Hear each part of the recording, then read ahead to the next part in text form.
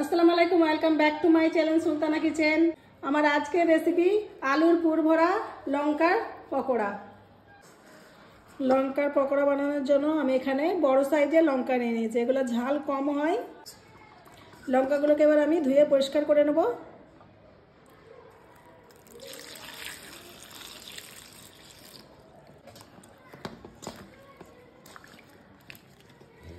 খুব ভালো করে ধুয়ে পরিষ্কার করে নিতে হবে।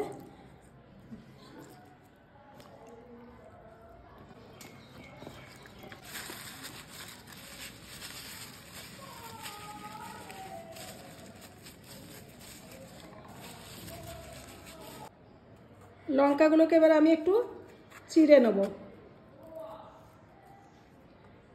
এরকমভাবে চিড়ে নেব। লঙ্কাটা চিড়ে নিয়েছি। এবার যে ভেতরের যে বীজগুলো আছে এটা একটা চামচের সাহায্যে খুব সাবধানে বের করে দিতে হবে।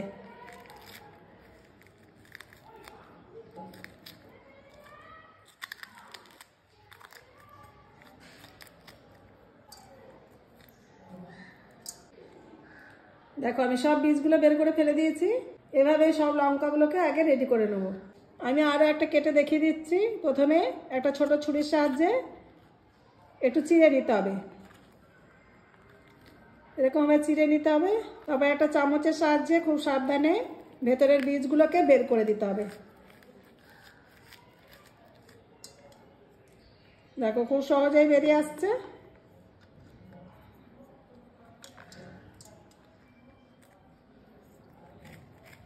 এইভাবে আমি প্রথমে লঙ্কাগুলোকে আগে রেডি করে নেব। এবার আমি পকোড়ার ব্যাটারটা বানিয়ে নেব। তার জন্য এখানে আমি 1 বাটি মতো বেসন নিয়ে নিয়েছি। এবার আমি এখানে কিছু মশলা দিয়ে দেবো। স্বাদ অনুযায়ী লবণ দিয়ে দেবো। 1/2 চামচ মতো লঙ্কার গুঁড়ো দিয়ে দেবো। 1 চিমটের মতো হলুদের গুঁড়ো দিয়ে দেবো কালারের জন্য। জোয়ান নিয়েছি, জোয়ানটাকে হাতের সাহায্যে একটু ক্রাশ করে দিয়ে দেবো। ক্রাশ করে দিলে ফ্লেভারটা বেশি সুন্দরভাবে বেরিয়ে আসবে। সামান্য পরিমাণে বেকিং সোডা দিয়ে দেবো। এবার শুকনো মশলাগুলো আমি একটু বেসনের সঙ্গে মিক্স করে নেব।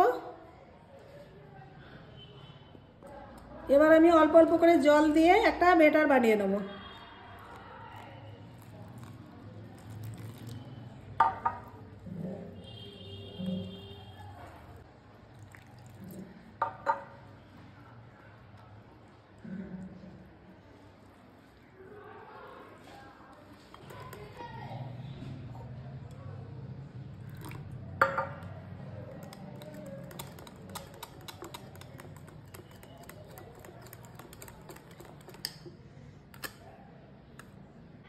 কতটা ঘন কিংবা কতটা পাতলা করেছি তোমরা দেখলেই বুঝতে পারছো।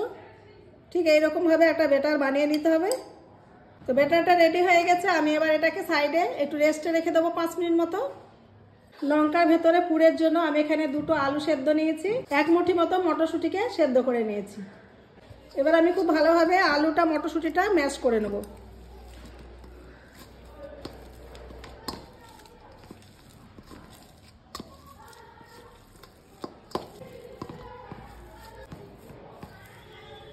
তো আলুটার মটরশুঁটিটা আমি খুব ভালোভাবে ম্যাশ করে নিয়েছি।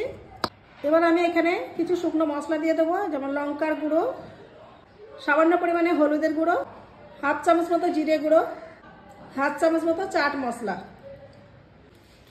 এবার সব মশলাগুলো আলুর সঙ্গে খুব ভালোভাবে আমি হাতের সাহায্যে মিক্সড করে নেব। স্বাদ অনুযায়ী লবণ দিয়ে দেবো।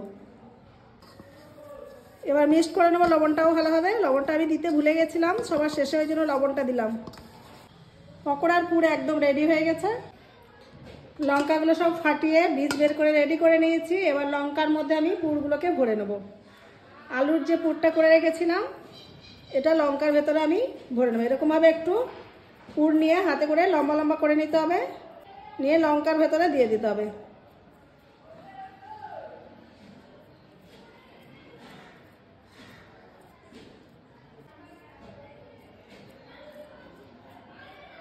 এরকমভাবে আমি সব পুরগুলোকে লঙ্কার ভেতরে ভরে নেব। আমি আরও একটা দেখিয়ে দিচ্ছি। আলুর পুর থেকে কিছুটা পুর নিয়ে হাতে করে এরকমভাবে লম্বা করে লঙ্কার ভেতরে ভরে দিতে হবে। আঙুলের সাহায্যে ঠেসে ঠেসে ভরে দিতে হবে ভালোভাবে পুরটাকে। দেখো এরকমভাবে আমি সব লঙ্কাগুলোকে প্রথমে রেডি করে নেবো পুর ভরে।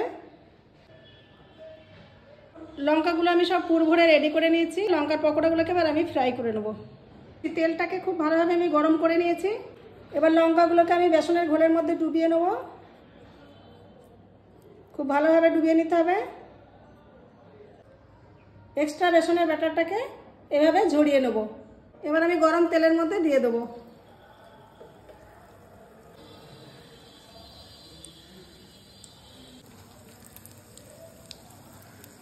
এবার পকোড়াগুলোকে আমি মিডিয়াম হিটে গোল্ডেন ব্রাউন করে একদম ফ্রাই করে নেব। হাফ ফ্রাই করে নিয়েছি। 2 মিনিট মতো আমি তুলে রাখবো, পরে আমি আরও একবার ফ্রাই করব, তাহলে এটা বেশি মুচমুচে হবে। আমি যে তুলে রেখেছিলাম লঙ্কার পকোড়াগুলোকে আমি আরও 2 মিনিট মতো ফ্রাই করে নেব। এরকমভাবে যদি ফ্রাই করা হয় লঙ্কার পকোড়াটা বেশি মুচমুচে হয়। আলুর পুর ভরা লঙ্কার পকোড়া রেডি হয়ে গেছে। তোমরা আওয়াজ শুনে বুঝতে পারছো কতটা মুচমুচে হয়েছে। কমেন্টে জানাতে ভুলো না আমার আজকের রেসিপিটা কেমন হয়েছে। আর যদি রেসিপিটা ভালো লেগে থাকে একটা লাইক অবশ্যই দিও। তো আবার দেখা হবে অন্য কোনো রেসিপিতে। আজ এই পর্যন্তই। সবাই ভালো থেকো, সুস্থ থেকো।